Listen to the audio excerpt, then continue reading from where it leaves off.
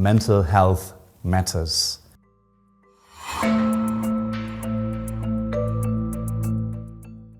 My name is Jochen Spangenberg. I work for Deutsche Welle research and cooperation projects, and I have been working in the field of disinformation, detection, verification for the past 10 years or so, since 2013. Well, I'm going to be talking about dealing with potentially disturbing digital content in order to avoid trauma and guarding mental health. Because the reason why I'm doing that is very simple. Mental health matters. So I will be focusing on those who are dealing and working on the digital front line, namely those investigators who spend a lot of time in front of computers analyzing and verifying digital content. Because those people have to face and are confronted with a lot of potentially traumatizing and gruesome imagery. Take the situation in Ukraine, take the situation in Gaza and Israel. There's a lot of disturbing and potentially traumatizing material out there. But it's also in the normal news cycle, whether it's reporting about the refugee situation, whether it's about accidents or human or natural catastrophes. Those dealing with digital content are exposed to such material on a very, very frequent basis. Now, what I'm talking about here is secondary or vicarious trauma. So what is that? So the way I define that is a condition resulting from exposure to traumatic content indirectly, for example, via screens. So not something that you experience firsthand, like say as a direct eyewitness, but something that you experience by watching something on screen, on digital media, on a social news feed or what have you. So not directly seeing that, but relayed via usually a medium. So that's my working definition. And people who are suffering from it can have certain symptoms, but this is just like a small number that may occur or may not occur. It really depends on the individual. But it could be, for example, excessive use of drugs or other substances, alcohol abuse, being withdrawn temporarily from social activity, not being able to connect, being increasingly introvert, feeling detached from other people, the difficulty to relate to mundane or ordinary concerns of ordinary life or so, but also being short-tempered, easily irritable. This can be some symptoms, but not necessarily. So take it with a pinch of salt. I'm not a psychologist, but this could be signs in somebody who's not well.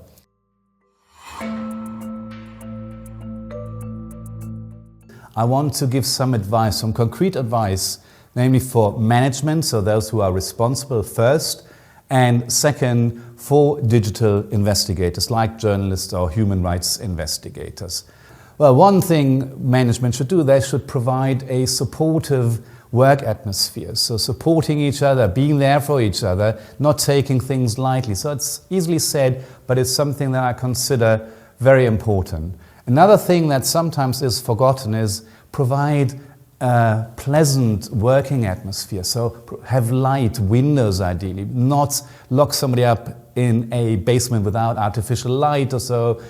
Put in some plant, colors and what have you, and you may be surprised, but it really has a big impact on the mental well-being, because if you have to watch and view gruesome imagery day in, day out, so at least you want to do that in a sort of pleasant setting.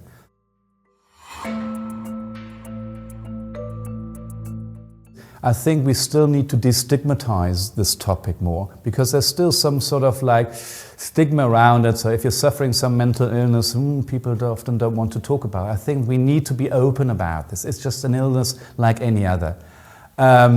Providing an atmosphere where people talk about these matters is also important, where nothing feels ashamed of admitting to suffering some negative consequences. What I find very important on the side of management is provide professional support. Ideally, you provide for your staff a 24/7 helpline, something or some people can turn to, like psychologists on call. Something that is also has low entry barriers, like do not make it difficult.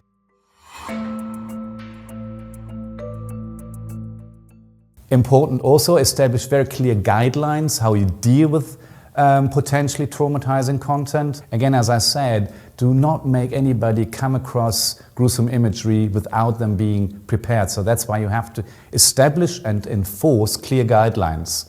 Because if you don't, and somebody, one of your staff breaks down, then it's often too late.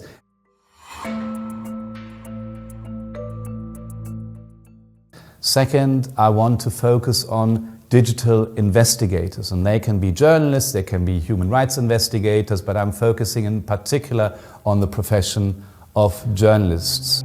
What should they do in order to guard their mental well-being? Starting off, awareness. Journalists need to be aware that this is a serious issue. Even journalists sometimes aren't fully aware of it and take it lightly.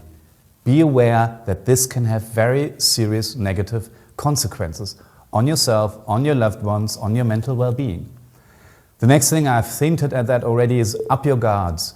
If you up your guards, meaning preparing yourself, like say you go into work and you know that you are potentially going to be exposed to nasty stuff, gruesome imagery, that really is already a protection mechanism. So that's why it's also important that people shouldn't come across anything potentially traumatizing without preparation, without having the guards up. Know your triggers. Different people are triggered by different things. I, for example, get triggered a lot by children when anything cruel is done to children. That triggers me very easily, not surprisingly, because I have children myself, and I think, or I know, that a lot of people have children or react to cruelty done to children when they have to witness that. The sound, I wasn't aware of it, but sound can get deeper into the human mind than visual, than imagery. So important, when you do an investigation and you know there could be something really nasty coming up, turn off the sound. Do not have the sound on permanently. Only turn the sound on when it's needed. Video, imagery. Say you're investigating a video. Do not have it on a huge screen, but minimize it. Make it small, so it's as small as possible. And also when you're doing investigations in social networks, have autoplay disabled. Often videos play automatically, but you can do that in the settings that they only play when you want them to play. You want to be in control, not the social network. Something I always do is I always have post-its ready. If I do an investigation, having post-its, little pieces of paper ready that you can sort of put onto the screen is sometimes extremely useful. Not digital, but sometimes on non-digital things can be really helpful little things. But what is very important, no matter where you work, separate your private life from your working life. So working sort of in your bedroom, for example, is not a good idea, because if you have to view and investigate, verify a beheading in your bedroom, and then you try to go to sleep there a few hours later, that certainly you can almost be guaranteed that that is not ideal.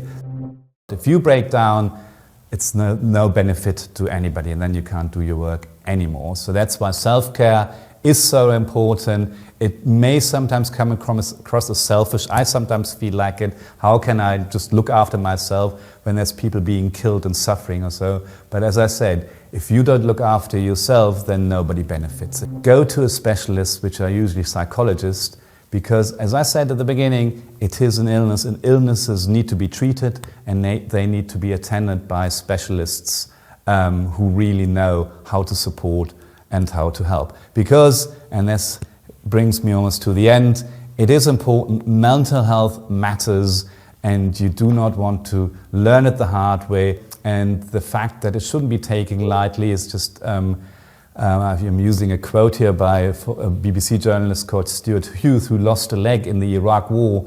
And he said in a conversation with Anthony Feinstein, who is one of the leading figures in this field, he said, had he known what he was going through regarding the psychological injury, he would have happily given his second leg if he could have traded it in for not suffering any mental harms. We have also done some research in that field. Me in my role as somebody working for Deutsche Welle Research and Cooperation Project with a research institute called CERT. And what we've done there is, first of all, we've developed algorithms that detect gruesome imagery. That is the first step. And then the second step is to use different filters that are laid over this imagery. And instead of blurring a picture completely where you can't see anything and you don't know what it's about, these different filters give you a different granularity or alienate an image to a certain extent, but still allow the viewer and give them an idea of what the image is about. So this can be very helpful for investigators, and it's still in a trial period. What we've done so far is we've asked journalists and investigators which filters they find more useful, and more work is needed. But this is a very promising sort of early stage research that we are currently conducting. So we are also always trying to support investigators and researchers in that field. For me personally, this is something that I really do to sort of switch off completely. I have a friend who's got a farm, so if I'm on my tractor and out there in nature with animals or so, this is something that I use for compensation. But everybody is different and everybody has different techniques. Hope you find your own techniques